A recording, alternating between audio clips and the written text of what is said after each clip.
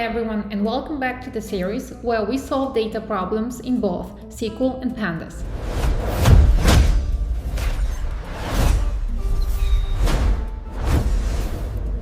Today's challenge is to group sold products by the date. We have a table activities and two columns, sell date and product. The table might include duplicates. For example, mask is displayed twice with the same sell date. Our task is to group products by sell date and to display their products per sell date in one column and in one row. Let's solve it in SQL. Since the table may contain duplicates, we first select distinct date and product combinations.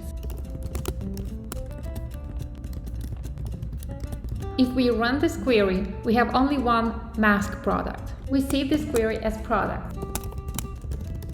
Now we select these two columns again and group them by sell date.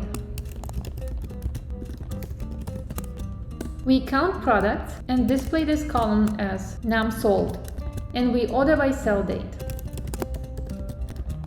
Now we have correct output, but without the products column. To create the products column, we will use the string aggregate function. String aggregate concatenates the string expressions. Product is our expression and comma is the separator. With this function, you can optionally specify order of concatenated results using within group clause. And we successfully solved this problem in SQL. Let's move on to Pandas. In Pandas, we take activities data frame and group by sell date.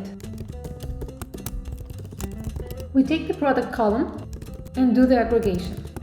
First, we count unique products. Then we take the products and use the lambda function to join all products. The products we take should be unique and sorted. This new aggregated dataset we save into the result dataset.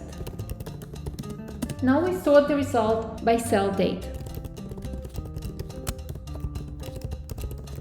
And we are ready to return the result. And we successfully solved this problem in Pandas. Which syntax did you prefer for this specific problem? The SQL string aggregation or the Pandas aggregation using lambda? Let me know in the comments.